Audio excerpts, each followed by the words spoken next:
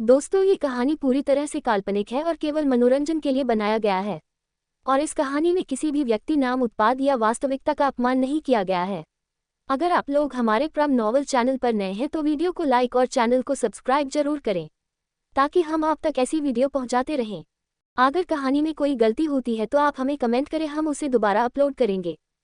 धन्यवाद। आप देख रहे हैं game of obsession.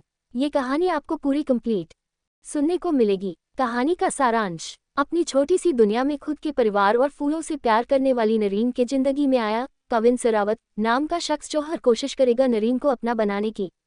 Kavin Sarawat उम्र 23 साल, थाईलैंड की सबसे अमीर फैमिली का इकलौता वारिस करता है।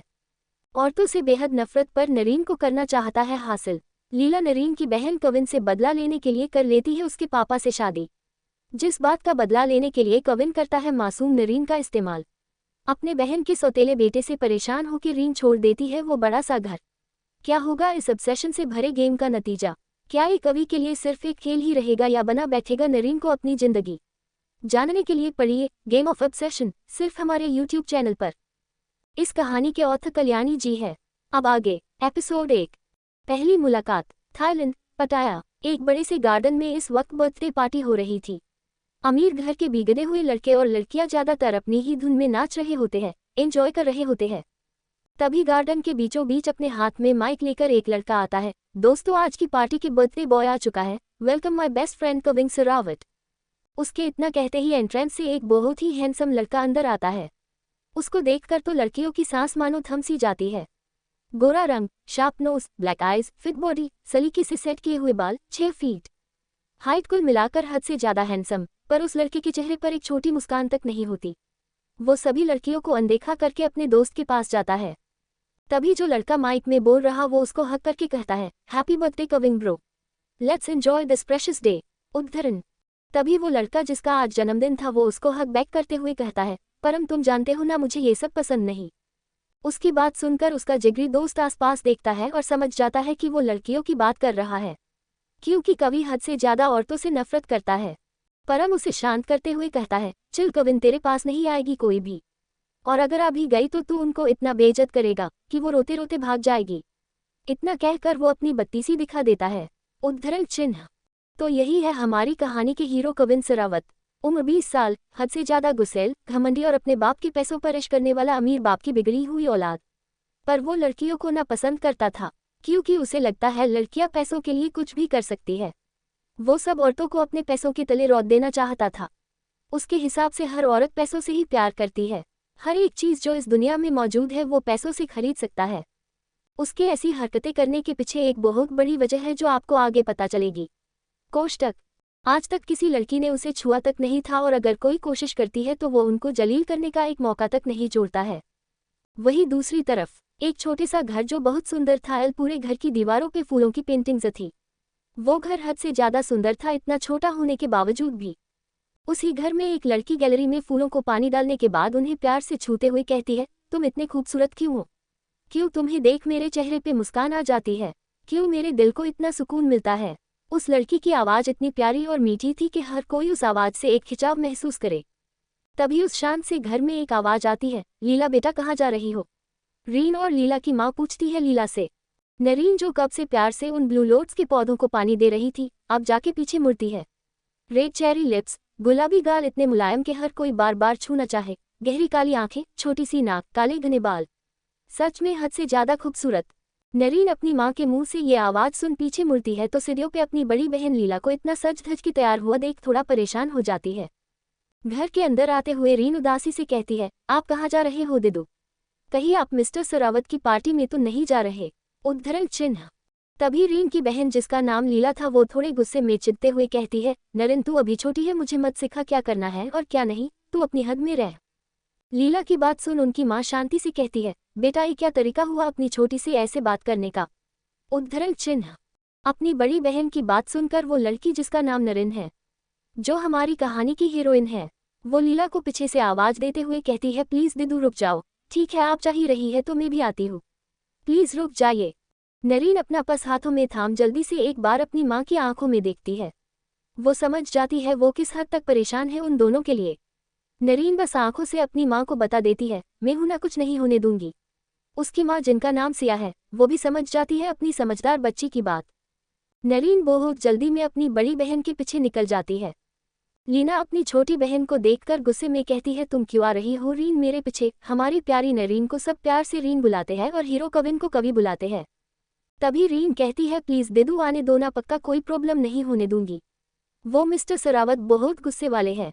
उन्होंने आपके ऊपर गुस्सा किया तो आपको चोट पहुंचाएंगे, तो मुझे उनसे बहुत डर लगता है। मुझे पता है आप दोनों एक साथ पढ़ते हो, पर उन्होंने बर्थडे पार्टी में आपको बुलाया नहीं है। रीन की बात सुनकर लीन को बहुत गुस्सा आता है और वो उससे कहती है, शट अप, तू अपनी हद में रह और मेरे साथ आना है तो आ, नहीं तो चली जा घर वापस। इतना कहने के बाद एक टैक्सी रोक उसमें बैठ जाती है। नरीन भी जल्दी से उसके साथ बैठती है। वही दूसरी और पार्टी में कविन और उसके सभी लड़के दोस्त अब तक केक काट चुके थे और सब अपनी ही मस्ती में मस्त होकर नाच रहे थे। कवि भी परम के साथ डांस कर रहा था। उसका मूड तो नहीं था नाचने का, पर परम उसका एक अच्छा दोस्त है जिसे वो नाराज नहीं करना चाहता था। तभी पार्टी जिस गार्डन में हो रही थी उसके बाहर एक ऑटो आके रुकता है। उसमें से लीना और रीन दोनों बाहर आते हैं। लीना जल्दी से अंदर गार्डन में जाने लगती है तो रीना जल्दी से ऑटो वाले को पैसे देती है और लीना के पीछे भागती है। पार्टी में कवि अपने दोस्तों के साथ अब खड़े होकर ड्रिंक कर रहा था। अब वो सब नाच नाच कर थक गए थे। तभी परम कविन से कहता है, कवि तेरे पापा कॉल करके पूछ रहे थे तू कब तक घर जाएगा, they are waiting for you. शायद सेलिब्रेट करना चाहते हो तेरा बर्थडे। परम की बात सुनकर कवि के चेहरे के भाव बदल जाते हैं और वो थोड़ा गुस्से में कहता है, मुझे नहीं जाना और आगे से उनका जिक्र मेरे सामने तो करना ही मत। उद्धरण चिन्ह। कवि की बात सुन परम थोड़ा चिढ़ते हुए कहता है, have you lost those guys are your dad and mom. Shush, इस बार बोल दिया, आगे से उस औरत को मेरी माँ बोलने की हिम्मत मत करना। मेरी माँ कब की मर चुकी है, कवि अपनी डरावनी आवाज में कहता है। भले ही उसकी उम्र 20 साल है पर उसका आभा, उसका ऑरा बहुत स्ट्रॉन्ग और डरावना है, इसलिए परम भी थोड़ा डर जाता है। तभी कोई पीछे से कविन के कंधे पर हाथ रखता है। वो दे से ही पीछे मुड़ता है। एक लड़की उसे गले लगा लेती है। ये सब इतना जल्दी हुआ कि कविन को कुछ समझ नहीं आया और उसकी आंखें गुस्से से लाल हो गई। कवि ने अपने गले से पड़ी हुई उस लड़की को बहुत जोर से धक्का दे दिया। लीला कुछ समझ नहीं पाए और वो खुद को संभाल पाती इससे पहले धड़ाम से जमीन पे गिर गई। तभी उस खतरनाक हो चुके माहौल में एक प्यारी सी आवाज आई, दीदू आपको क्या हुआ, उठिए, आप ठीक तो है ना। उस आवाज को सुन कविन के दिल की धड़कन बहुत तेज हो गई। इतने गुस्से में होने के बावजूद भी उसके दिल के एक कोने में इस आवाज से एक शांति महसूस हुई। पार्टी में मौजूद हर लड़का उस आवाज से आकर्षित हो गया था। बहुत सी लड़कियां भी उस आवाज से अट्रैक्ट हो गई थी। सच में वो आवाज बहुत मीठी थी, सबके कानों में मीठी चाशनी की तरह घुल रही थी। पर जैसे ही कविन की नज़र उस लड़की की नज़रों से मिली तो कवि उनमें डूबता चला गया और उन्हीं में कहीं खो गया। अब आगे क्या होगा जानने के लिए बने रहिए सिर्फ हमारे YouTube चैनल पर। एपिसोड 2, आई लव यू दिल। अब तक आपने पढ़ा। तभी उस खतरनाक हो चुके माहौल में एक प्यारी सी आवाज आई, दीदू आपको क्या हुआ, उठिए, आप ठीक तो है ना। उस आवाज को सुन कविन के दिल की धड़कन बहुत तेज हो गई। इतने गुस्से में होने के बावजूद भी उसके दिल के एक कोने में इस आवाज से एक शांति महसूस हुई। पार्टी में मौजूद हर लड़का उस आवाज से आकर्षित हो गया था। बहुत सी लड़कियां भी उस आवाज से अट्रैक्ट हो गई थी। सच में वो आवाज बहुत मीठी थी, सबके कानों में मीठी चाशनी की तरह घुल रही थी। पर जैसे ही कविन की नज़र उस लड़की की नज़रों से मिली तो कवि उनमें डूबता चला गया और उन्हीं में कहीं खो गया। अब आगे रीन अपनी बहन को जमीन पर गिरा हुआ देख परेशानी में रोते हुए लीला को उठाती है। लीला को कवि के ऐसे एक्शन की जरा भी उम्मीद नहीं थी। नरीन रोते हुए लीला को उठने की कोशिश करती है। अपनी बहन के हाथों में चोट देखने के बाद नरीन की आंखों से बड़े बड़े आंसू निकालने लगते हैं। लीला को खड़े होने में मदद करने के बाद नरीन रोते हुए उससे पूछती है, दीदू क्या आप ठीक हो, ज्यादा लगी तो नहीं ना। उद्धरण चिन्ह। लीला कुछ नहीं कहती, बस रोते हुए कवि को देखती है। नरीन भी रोते हुए अपनी बहन की चोट देखने लगती है। वो तो अपनी माँ को भरोसा दिला के आई थी, कोई प्रॉब्लम नहीं होने देगी ऐसा। पर लीला की चोट देख उसका दिल उदास हो गया था। कवि तो अभी भी एकटक रीन को देख रहा था। पार्टी में मौजूद सभी लड़के और लड़कियां तक रीन की आवाज सुन और उसकी ब्यूटी देख पागल हो रहे थे। ये लिटिल गर्ल कितनी प्यारी है ना। पार्टी में आया एक लड़का जो रीन के प्यारे से चेहरे में खो चुका था वो अचानक कह देता है, सच में कितनी क्यूट है और इसके गाल कितने प्यारे हैं, बिल्कुल चेरी की तरह। एक लड़की बोली अपने गुलाबी पर रहे गालों को छूते हुए। क्या सच में वो एक लड़की से अट्रैक्ट हो रही थी? वो लड़की खुद से सवाल करती है। रीन जब अपनी आंखें उठा एक बार कवि की आंखों में देखती है तो कुछ देर बाद अपनी नजरें झुका लेती है। कवि नरीन की आंखों में कहीं खोया हुआ था। वो ये सब बातें सुनने के बाद होश में आता है। नरीन की खूबसूरती की तारीफ किसी और को करता देख उसे बहुत गुस्सा आता है, पर ये फीलिंग कविन को समझ नहीं आती। नरीन लीला के जख्मों को देख ही रही थी, तभी उसका फोन बजता है। कविन रीन की आंखों से मुश्किल से नजर हटाकर जब नरीन का पूरा चेहरा देखता है तो उसके दिल से एक ही आवाज निकलती है, गॉर्जियस। नरीन का इतना फूल जैसा नाजुक खूबसूरत चेहरा, गुलाबी रसीले होंठ, छोटी सी नाक, गुलाबी चेरी जैसे गाल जिन्हें काटने का मन हो रहा था कविन का। ओवरऑल हद से ज्यादा खूबसूरत थी वो। तभी कविन को अपने हाथ किसी लड़की के हाथों में जकड़े हुए मिलते हैं तो उसका गुस्सा फट पड़ता है। लीला कविन का हाथ पकड़ रोते हुए कहती है, प्लीज कभी मेरे प्यार को एक्सेप्ट कर लो। आई लव यू कविन दिल। लीला के मुंह से प्यार शब्द सुन कवि का खून खौल उठता है। लीला का हाथ गुस्से में झटक उसे बहुत जोर से धक्का देता है, मगर इस बार वो खुद को संभाल लेती है। कवि गुस्से में दहाड़ते हुए कहता है, तू घटिया लड़की, तुझे प्यार का मतलब भी पता है? तेरी हिम्मत कैसे हुई मुझे हाथ लगाने की? नरीन अपनी माँ से बात करके अंदर आती है तो कविन को अपनी बहन पे चिल्लाता देख जल्दी से लीला के पास आकर रोते हुए उसको चुप कराने लगती है। कवि गुस्से में कुछ बोलने वाला था, पर रीन को देख कुछ पल उसमें वापस खो जाता है। रोते हुए उसकी नाक बहुत ज्यादा लाल हो गई थी, जो देख कवि जैसा शैतान मन में मुस्कुरा देता है। लीला जो अब तक थोड़ी हिम्मत जुटा चुकी थी वो रोते हुए कहती है, क्या प्रॉब्लम है मुझ में? मैं दिखने में भी बहुत उद्धरण चिन्ह। शुश, तू अच्छी है बुरी है आई डोंट केयर। मैं सिर्फ इतना जानता हूँ, तू मेरे पैसों से प्यार करती है। सो जस्ट गेट लॉस्ट, उद्धरण चिन्ह। परम कवि को रोकते हुए कहता है, कवि चिल यार, वो हमारी क्लासमेट है। How could you just say that, उद्धरण चिन्ह। कवि गुस्से में दहाड़ाते हुए, ऑलराइट तू चाहता है ना ये यहाँ रुके, fine never call me again for such stupid parties. और एक बात सुन ले, इसने तुझसे दोस्ती सिर्फ मेरे करीब आने के लिए की है। इतना कह कवि जाने को होता है, बट परम उसे मुश्किल से रोकता है। लीला रोते हुए कहती है, प्लीज कवि मुझे अपना लो प्लीज, उद्धरण चिन्ह। लीला के आंसू देख कविन को वो मगरमच्छ के आंसू लगते हैं, इसलिए उसको फुल्ली इग्नोर करके रीन की ओर देखने लगता है, जो सिस्क सिस्क के रो रही थी। कविन ने सच कहा था, लीला बार बार परम से दोस्ती के चलते कवि के करीब आने के बहाने ढूंढती थी, जिस बात से कविन को बहुत गुस्सा आता था। उसे तो दुनिया की सारी औरतों से नफरत है। रीन जो कब से लीला का हाथ खींचते हुए उसे घर चलने की रिक्वेस्ट कर रही थी, लीला अचानक उसका हाथ झटक देती है। लीला जो इतने लोगों के बीच अपनी बेइज्जती करवा चुकी थी, उसे किसी भी कीमत पर कविन जैसे हैंडसम और रीच बंदे को पटाना था, इसलिए गुस्से में जोर से कहती है, लगता है मिस्टर कविन मर्द हो ही नहीं, इसलिए अभी तक एक लड़की तुम्हारे पास नहीं आई। कवि कब से नरीन की वजह से चिढ़ा हुआ था, आखिर क्यों ये लड़की मुझे बाकी लड़कियों जैसी नहीं लगती, ये सुंदर क्यों दिख रही है इतना। उसे अब नरीन का अपने दिमाग के साथ खेलना पसंद नहीं आता। ऊपर से लीला की बातें सुन कविन का गुस्सा फूट पड़ता है। रीन जो रोते हुए अपना हाथ सहला रही थी, जिसमें लीला के हाथ झटकने से दर्द हो रहा था। कवि उसका हाथ पकड़ खींच के अपने सामने लाकर गुस्से में अपनी भारी आवाज में कहता है, क्या कहा ना मर्द, मेरी मर्दानगी का सबूत अभी इसी वक्त दूंगा सबके सामने तेरी बहन की चीखें सुनाकर, उद्धरण चिन्ह। इतना कहने के बाद बिना एक पल गवाए कवि रीन की शर्ट साइड से फाड़ देता है दोनों बाजू से। लीला तो शॉक में चली गई थी, वो रीन को बचाने के लिए आगे आ पाती इससे पहले कवि का इशारा मिलते ही उसके बॉडीगार्ड लीला और परम को पकड़ लेते हैं। वो दोनों गिड़गिड़ाते हुए कविन से भीख मांगते हैं रीन को छोड़ देने की, पर कवि को कोई फर्क नहीं पड़ता। नरीन बहुत जोर जोर से रोते हुए खुद को अपने हाथों से ढकने की नाकाम कोशिश करती है। कवि जो बिना किसी रेग्रेट के एक टक रीन की दोनों सॉफ्टी को देख रहा था, जो इस वक्त एक पतली सी इन से ढके हुए थे, जो बिल्कुल छोटे छोटे फ्रूट की तरह देख रहे हैं। उन्हें देख कविन मन में मुस्कुरा देता है एंड इसको और खुद से कहता है, मेरे हैंड्स कितने बड़े हैं एंड वो कितने छोटे, how could be they fit in my hands. रीन की उम्र अभी 17 साल है और वो छोटी बच्ची जैसी एडल्ट दिखती है इस उम्र में। उसकी एक झलक काफी है किसी का भी दिल धड़काने के लिए। कवि अपनी सोच में गुम था, तभी भीड़ के अंदर से कोई रीन के फ्रूट्स की तारीफ करता है तो कवि का खून खौल उठता है।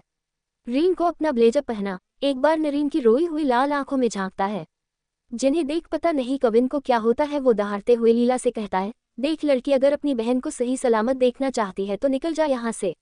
बॉडीगार्ड से छूटने के बाद लीला जल्दी से रीन को संभालती है, पर भीड़ से आती आवाज सुन उसके हाथ रुक जाते हैं।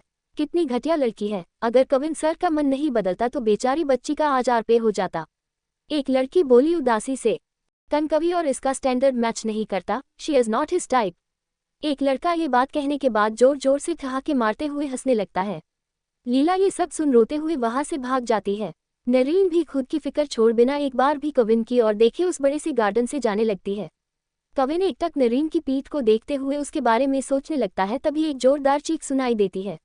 आवाज से सब पहचान जाते हैं, ये उसी क्यूट सी बेबी डॉल की आवाज है। कवि और परम दोनों को नरीन की आवाज सुन फिक्र होने लगती है, कहीं उसे कुछ हो तो नहीं गया, इतना सोच दोनों बहुत तेज भागते हैं। पार्टी में आए बाकी लोग भी रीन के लिए परेशान हो गए थे क्योंकि उसकी मासूमियत ने उन्हें बहुत इफेक्ट किया था। परम और कविन दोनों गार्डन से बाहर आने के बाद का नज़ारा देखते हैं तो उनके पैरों के नीचे से जमीन खिसक जाती है। अब आगे क्या होगा जानने के लिए बने रहिए सिर्फ हमारे YouTube चैनल पर। एपिसोड 3, प्यार से गले लगाना। दिल रिव्यू दे दीजिए दोस्तों, तो ही नोवेल कंटिन्यू हो पाएगी और कविन का ऑब्सेशन सारी हदें पार करेगा, जो देख शायद आपके पसीने छूट जाए। ड्रामा में ट्विस्ट आएगा जब कवि रीन को किडनैप करेगा। दिल। अब तक आपने देखा कवि और परम दोनों को नरीन की आवाज़ सुन फिक्र होने लगती है। कहीं उसे कुछ हो तो नहीं गया, इतना सोच दोनों बहुत तेज भागते हैं। पार्टी में आए बाकी लोग भी रीन के लिए परेशान हो गए थे क्योंकि उसकी मासूमियत ने उन्हें बहुत इफेक्ट किया था। परम और कविन दोनों गार्डन से बाहर आने के बाद का नज़ारा देखते हैं तो उनके पैरों के नीचे से जमीन खिसक जाती है। अब आगे रीन अपनी बहन को ऐसे भागते देख परेशान में उसे आवाज़ देते हुए आगे भागती है। तभी सामने का नज़ारा देख रीन के पैरों तले जमीन खिसक जाती है और एक जोरदार चीख उसके मुंह से निकलती है। लीला को खून में लथपथ देख उसका सिर अपनी गोद में रख रीन रोते हुए कहती है, दिदू उठो ना। अब तक बहुत भीड़ जमा हो चुकी थी, इसलिए कोई जल्दी से एम्बुलेंस को कॉल करता है। रीन के कहने पर कवि और परम बाहर आने के बाद लीला को खून में लथपथ देख शॉक हो जाते हैं। परम जल्दी से लीला के सिर पे अपना रुमाल बांधने के बाद दोबारा एम्बुलेंस को कॉल करता है। कवि बस एक टक रीन को रोते हुए देखा रहा था। 3 मिनट बाद एम्बुलेंस के आते ही लीला को स्ट्रेचर पे लेटा एम्बुलेंस के अंदर ले जाते हैं। परम भी अंदर ही था। दोस्तों, ये थाईलैंड है और यहाँ एम्बुलेंस जल्दी आती है। रीन जैसे ही आगे बढ़ती है कवि उसे अपनी ओर घुमाने के बाद रीन कुछ सोच या समझ पाती इससे पहले उसे प्यार से गले लगा लेता है। आधे घंटे बाद रीन का घर। रीन की माँ, जिनका नाम अभी तक सिया बताया है, वो परेशानी में टहलते हुए अपने बेटे से कहती है, प्रेम देख तेरी छोटी बहन और लीला अभी तक नहीं आई, कहीं कुछ हुआ तो नहीं होगा ना। बड़ी मुश्किल से अपनी माँ को संभलने के बाद प्रेम रीन के लिए ज्यादा परेशान होता है। ऐसा क्यों है आगे पता चलेगा। तभी फोन बजता है। फोन से आ रही आवाज को सुन दोनों की सांसें थमसी जाती है और दोनों हॉस्पिटल जाने के लिए भागते हैं। 3 साल बाद बैंकॉक, थाईलैंड।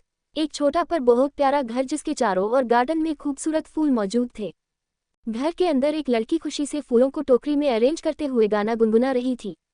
रीनू, बच्चा चल ब्रेकफास्ट करने, नरीन की माँ सिया जी बोली मुस्कुराते हुए। रीन पीछे पलट अपनी माँ को प्यार से देखते हुए कहती है, आपने इतना काम क्यों किया? इस बंदर से कहना चाहिए ना। इतना कह प्रेम को जीभ दिखा देती है। तू चुप कर चुहिया। प्रेम नीचे आते हुए रीन का कान खींच के बोलता है। ब्रेकफास्ट करने के बाद रीन थोड़ा परेशान होते हुए कहती है, मम्मा हमने इन 3 सालों में दिदू को संभाल लिया, बस अब जैक भाई के साथ उनकी लाइफ सेट हो जाए। वैसे दिदू है कहाँ? रीन की बात सुन दोनों मुस्कुरा देते हैं। सिया जी मुस्कुराते हुए कहती है, तू लीला की ज्यादा फिक्र मत कर और वो जैक बेटे के साथ लंच पे गई है। प्रेम भी हल्का मुस्कुरा के कहता है, रात को दोनों की स्पेशल डेट है।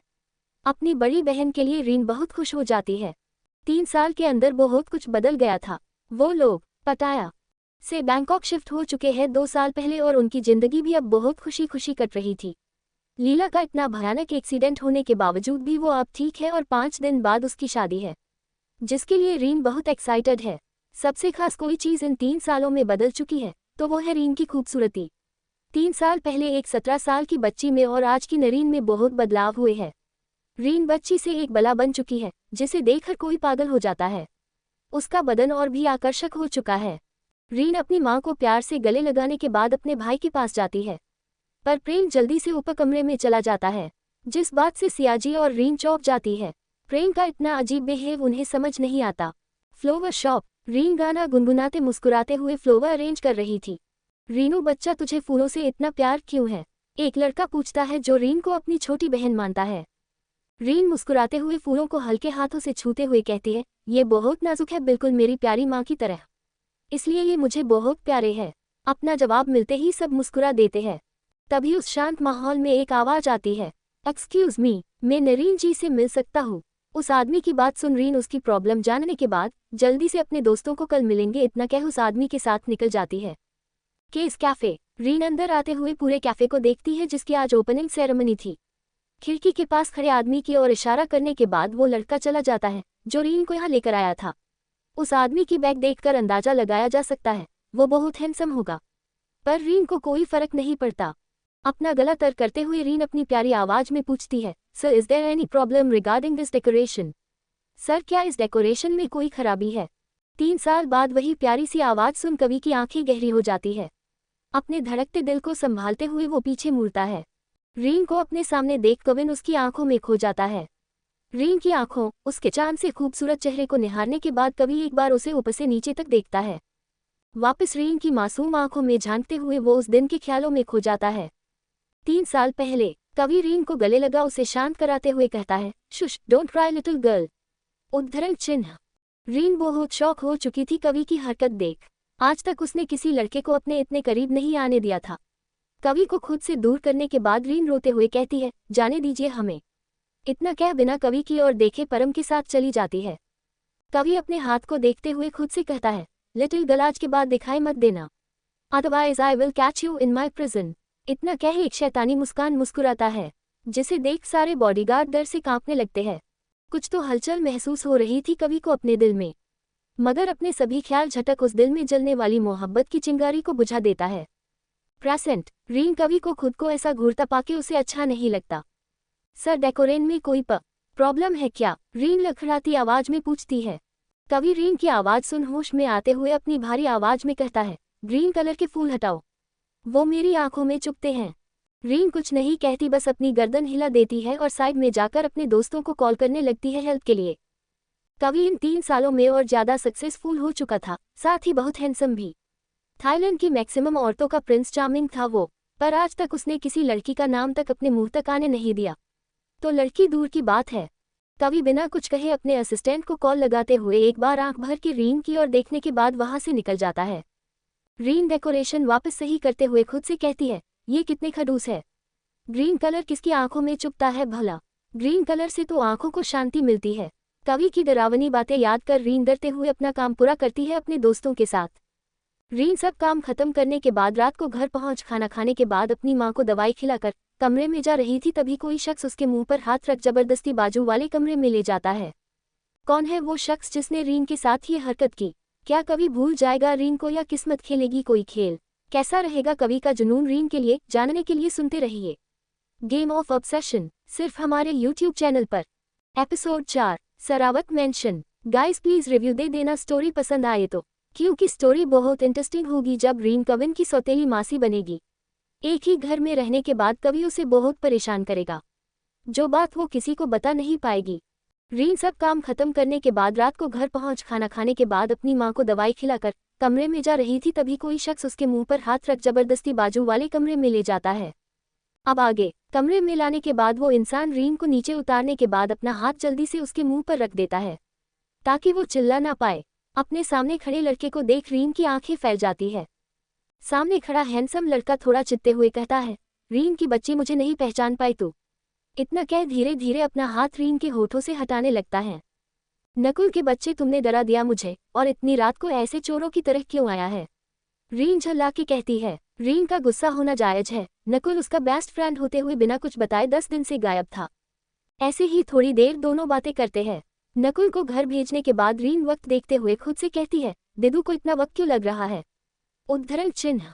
सरावत मेंशन। एक 32 साल की औरत हॉल में बैठकर घड़ी की ओर देखते हुए कहती है, कहाँ रह गए मिस्टर सरावत? उद्धरण चिन्ह। हम यहाँ हैं। सॉरी रोमा, आपको ज्यादा इंतजार कराने के लिए। मिस्टर सरावत कवि के पापा सीढ़ियों से नीचे आते हुए बोले। उनकी उम्र 45 होने के बावजूद 35 साल के ही दिखाई देते हैं। उनके हाथ में जैकेट था जो रोमा जी के लिए लेकर आए थे। रोमा जी मुस्कुराते हुए जैकेट लेने के बाद एंट्रेंस की ओर देखती है, जहां से कविन बहुत आरोगेंस के साथ हॉल से होते हुए अपने डेड और स्टेप मोम को इग्नोर करके सीढ़ियों की ओर बढ़ जाता है, जैसे इन लोगों को देखने या इनसे बात करने में उसे कोई इंटरेस्ट ना हो। कवि रुको, मिस्टर सरावत शांत आवाज में कवि को रोकते हुए कहते हैं। कवि पीछे पलटने के बाद उनकी ओर बिना किसी भाव के देखते हुए एक आईब्राव रेस करता है, जैसे पूछ रहा हो आपको क्या काम है मुझसे? उद्धरण चिन्ह। मिस्टर सरावत उसकी बात समझने के बाद कहते हैं, कैफे की ओपनिंग सेरेमनी कल पोस्टपोन क्यों की? उद्धरण चिन्ह। I didn't like the decoration. इतना कह कवि अपने डेट की कोई भी बात सुने बगैर अपने रूम में चला जाता है। मिस्टर सरावत बस ना में गर्दन हिला देते हैं। कवि को डिनर के बारे में पूछना चाहते थे शायद।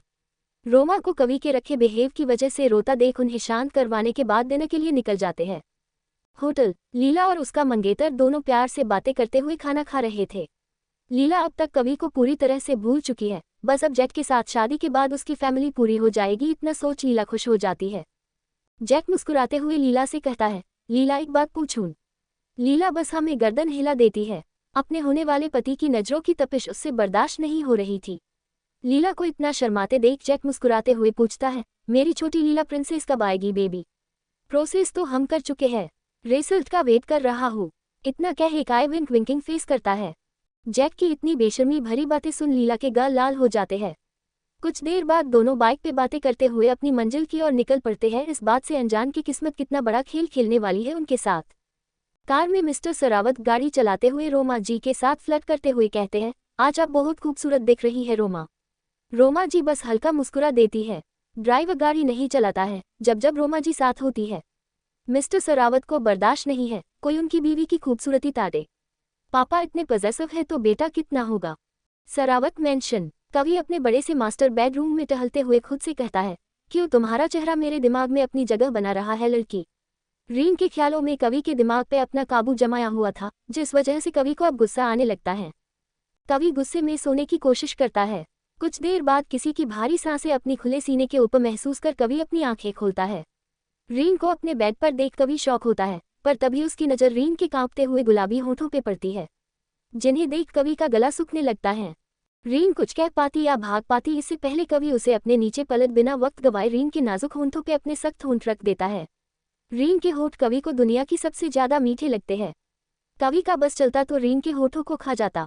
रीन को और गहराई से चूमने के लिए कवि रीन का चेहरा अपने हाथों में थाम एक उंगली से रीन के लबों को अलग करता है और बिना वक्त गवाए अपनी टंग उसके मुंह से एंटर करने के बाद पूरे मुंह का स्वाद चखने लगता है। उस शांत से कमरे में जोर जोर से स्मूच करने आवाजें माहौल को रोमांटिक बना रही थी। थोड़ी देर बाद अपने फोन की नोटिफिकेशन की आवाज सुनने के बाद कवि की आंखें खुलती है। रीन को अपने कमरे में ना देख कवि समझ जाता है कि वो ये सब इतना वाइल्ड चीजें सोच रहा था रीन के साथ। कैसे चूम रहा था वो रीन के लबों को अपने सपने में। कवि अपने बालों में हाथ घुमाते हुए खुद से कहता है, कितने सॉफ्ट है उसके लिप्स। क्या रियलिटी में भी ऐसे ही सॉफ्ट होंगे, इतने ही रसीले होंगे। पता नहीं कितनी देर यही सब सोचते हुए रात के किस पहर उसकी आंख लगती है। वही दूसरी ओर एक मासूम 18 साल की लड़की बिस्तर पे चद्दर से ढकी हुई थी। वो रोते हुए अपने सामने खड़े हैंडसम लड़के से रोते हुए कहती है, अच्छा छोड़ दो मुझे प्लीज। पर वो लड़का उस मासूम बच्ची पे रहम नहीं खाता और उसका ब्लैंकेट खींचने के बाद हैवान की तरह उस लड़की के बदन को नोचने लगता है। छोड़ो मैं मर जाऊंगी। एक जोरदार चीख के साथ रीन की मां नींद से जागती है। उनका पूरा बदन पसीने से लथपथ था। अपनी मां की चीख सुन रीन भागते हुए उनके रूम में जाती है। मिस्टर सरावत कार चलाते वक्त बार बार रोमा जी को ताड़ रहे थे, इसलिए रोमा जी छिड़के कहती है, आप क्या कर रहे हैं? सामने देखिए ना, उद्धरण चिन्ह। पर मिस्टर मजनू उर्फ मिस्टर सरावत उनकी बात को अनदेखा करते हैं। तभी सामने से एक बाइक आता देख रोमा जी उन्हें सामने देखने को कहती है। मिस्टर सरावत कार हैंडल कर पाते तब तक बहुत देर हो चुकी थी। उनकी कार और बाइक में जोर की टक्कर होती है। रोमा जी बहुत जोर से चिल्लाती है। रीन का घर। रीन जिसने अपनी मां को मुश्किल से शांत किया। सिया जी को गले लगाने के बाद रीन रोते हुए खुद से कहती है, I am sorry mom. Room में बजे टेलीफोन की आवाज सुन रीन कॉल उठाती है तो उसके हाथ से फोन छूट जाता है। सिया जी भी घबरा जाती है। क्या होगा इस एक्सीडेंट के बाद? कैसी रहेगी रीन की जिंदगी सरावत मेंशन में जब कभी उसका जीना हराम कर देगा? जानने के लिए सुनते रहिए गेम ऑफ ऑब्सेशन, सिर्फ हमारे YouTube चैनल पर। Episode 5, please leave me. दोस्तों प्लीज रिव्यू दे दीजिए, स्टोरी पसंद आए तो। आगे कहानी और इंटरेस्टिंग होगी जब कवि और रीन दोनों एक ही घर में रहेंगे। कवि की दीवानगी सारी हदें पार करेगी, जो देखकर मेरी रातों की नींद उड़ चुकी है। अब तक आपने देखा रीन जिसने अपनी मां को मुश्किल से शांत किया। सिया जी को गले लगाने के बाद रीन रोते हुए खुद से कहती है, I am sorry mom. Room में बजे टेलीफोन की आवाज सुन रीन कॉल उठाती है तो उसके हाथ से फोन छूट जाता है। सिया जी भी घबरा जाती है। अब आगे वोरावत हॉस्पिटल। रीन, नेहा जी और प्रेम भागते हुए ICU रूम के बाहर खड़े होकर लीला को इतना जख्मी देख रोने लगते हैं। मिस्टर सरावत और रोमा जी भी साइड के रूम में एडमिट होते हैं। रीन जो मुश्किल से अपनी फैमिली को संभाल रही थी, डॉक्टर को सामने से आता हुआ देख रोना रोकने के बाद पूछती है, सर इनके साथ जो लड़का था वो कहाँ है? उद्धरण चिन्ह। डॉक्टर बुझी हुई आवाज में कहते हैं, आई एम सॉरी बेटा, वो अब नहीं रहे। हॉस्पिटल आने से पहले ही उनकी सांसें थम गई थी। डॉक्टर की बात सुन जैसे दुखों का पहाड़ टूट पड़ा हो उन पे। रीन जेट को अपना बड़ा भाई मानती थी। सिया जी का हाल तो और बुरा था। मिस्टर सरावत को होश आने के बाद अपनी वाइफ से मिलने की जिद करते हैं तो नज उन्हें मुश्किल से संभालने के बाद कहती है, सर आपकी वाइफ इस दुनिया में नहीं रही। मिस्टर सरावत इस बात को सुनने के बाद किसी बेजान मूर्ति की तरह अपनी जगह जम जाते हैं और उनकी आंखों से बेहिसाब आंसू बहने लगते हैं। क्यों रोमा जी की बात नहीं मानी उन्होंने? क्यों इतनी तेज गाड़ी चलाए बिना सड़क की ओर देखते हुए? यही सब सोचते हुए खुद को कोस रहे थे। आधी रात हो चुकी थी। रीन और उसका परिवार अभी भी वेटिंग एरिया में बैठकर रो रहे थे। ओटी का दरवाजा खुलने के बाद डॉक्टर मास्क निकालते हुए कहते हैं, miss Leela is all right, आप सुबह तक उनसे मिल सकते हैं। उद्धरण चिन्ह। डॉक्टर की बात सुन रीन जल्दी से अपनी माँ को गले लगती है। प्रेम भी उन्हें गले लगा लेता है। सिया जी रोते हुए कहती है, क्यों भगवान जी ने हमारे बेटे को हमसे छीन लिया? उद्धरण चिन्ह।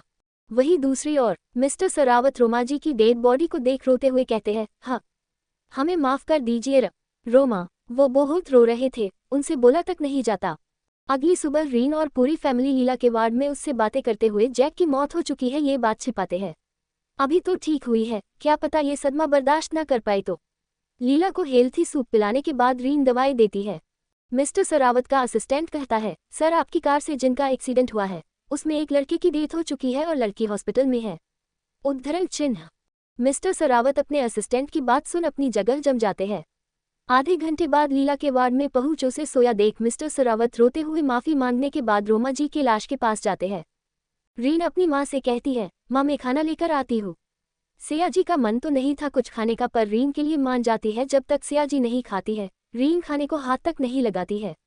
सच में अपनी माँ से बहुत प्यार करती है रीन। फ्लावर शॉप से अपने बॉस का कॉल आने पर रीन पहले वहां निकल जाती है। Flower shop. रीन अंदर आते हुए बुझी आवाज में कहती है, गुड मॉर्निंग बॉस। पर अपने सामने खड़े कवि को देख रीन अपनी जगह पे जम जाती है। कवि और रीन के अलावा कोई और वहां मौजूद नहीं था। शायद कवि का प्लान हो रीन को यहाँ बुलाने का। क्या लेना चाहेंगे सर आप? रीन थोड़ा झिझकते हुए पूछती है। ब्लैक शर्ट और ब्लैक पैंट में कवि आज कहर ढा रहा था, पर रीन सब कुछ इग्नोर करती है। कवि के इतना हैंडसम होने के बावजूद भी रीन उसे पूरी तरह इग्नोर करती है। कैसी हो तुम? कवि बिना किसी भाव से पूछता है रीन की लाल आंखें देख। रीन रूखे स्वर में कहती है, क्या हम एक दूसरे को जानते हैं? उद्धरण चिन्ह। रीन की बात सुन कवि का खून खौल उठता है। ये लड़की कैसे कह सकती है उसे नहीं जानती, कविन सरावत को नहीं जानती। रीन की बात सुन के कवि अब तक बहुत चिढ़ चुका था और गुस्सा भी था।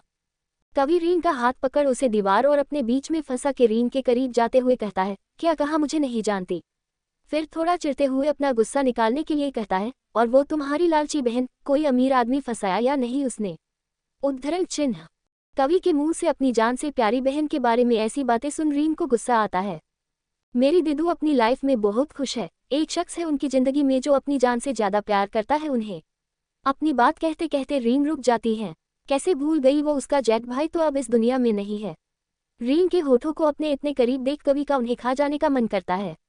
कल रात सपने में जैसे रीन के होठों को लगभग खा चुका था, अब उसे चेक करना था सच में रीन के होंठ इतने रसीले हैं या नहीं। कवि धीरे धीरे रीन के चेहरे की ओर झुकते हुए कहता है, व्हाट्स योर एज? उद्धरण चिन्ह। रीन इस वक्त बहुत परेशान थी। कवि की बात सुन बिना किसी बहस के जवाब देती है, 20 ईयर्स। उद्धरण चिन्ह। रीन की बात सुन कवि उसे एक बार ऊपर से नीचे देखता है। सच में 3 साल पहले ये लड़की छोटी बच्ची दिखती थी और आज रीन की पूरी बॉडी बहुत अट्रैक्टिव हो चुकी है। रीन के सीने को घूरते हुए कवि अपना गला तर करता है। 3 साल पहले पार्टी में सबके सामने कवि ने रीन के साथ जबरदस्ती करनी चाहिए, उसके बाद आज ही रीन को ऐसे देख रहा था। वाकई रीन बड़ी हो गई है। रीन के परफेक्ट सीने को घूरते हुए कवि मन में सोचता है। कवि की सांसें अपने चेहरे पर फील करने के बाद रीन को अजीब सा महसूस होता है। रीन लगभग रोते हुए कहती है, प्लीज लीव मी।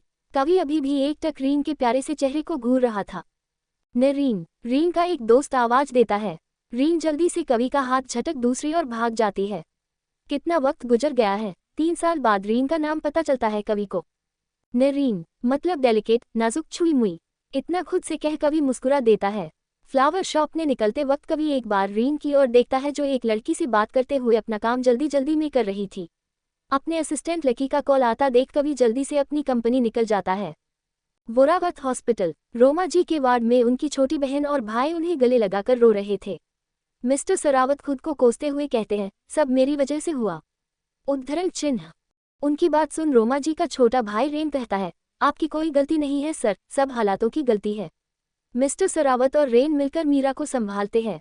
अपनी एक बड़ी बहन को तो वो खो चुका है, दूसरी बड़ी बहन को और बीमार नहीं होने देगा, इतना सोच उसे शांत कराता है। रीन अपनी फैमिली के साथ ब्रेकफास्ट करने के बाद मुश्किल से प्रेम को कॉलेज भेजती है। प्रेम को अपनी माँ और रीनू को संभालना था, पर रीन उसकी एक नहीं सुनती।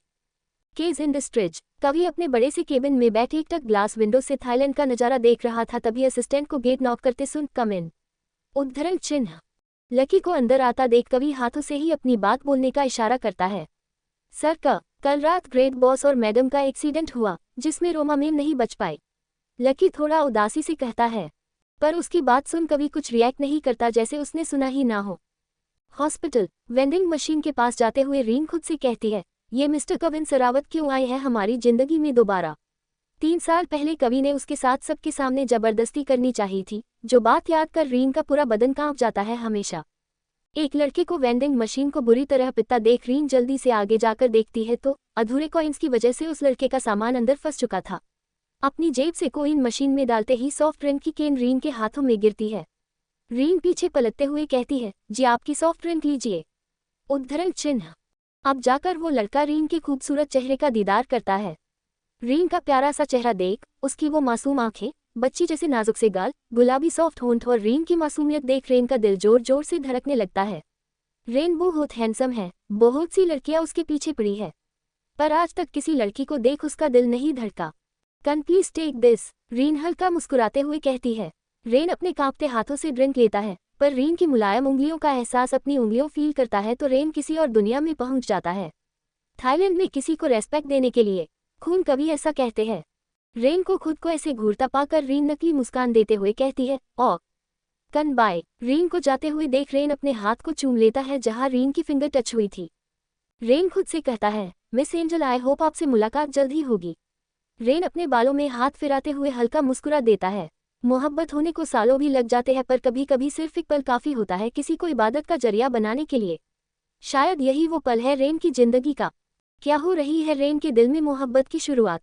क्या करेगा कवि रेन और रीन की नज़दीकियां देख के? कैसी रहेगी रीन की जिंदगी सरावत मैंशन में? कैसे परेशान करेगा कवि अपनी सौतेली मासी रीन को? क्या कभी अपने साथ हो रही जबरदस्ती के बारे में किसी को बता पाएगी? सवाल बहुत है, जवाब जानने के लिए सुनते रहिए गेम ऑफ ऑब्सेशन दिल। अब आगे क्या होगा जानने के लिए बने रहिए सिर्फ हमारे YouTube चैनल पर। आगे के एपिसोड सुनने के लिए आप हमें कमेंट कर सकते हैं। धन्यवाद।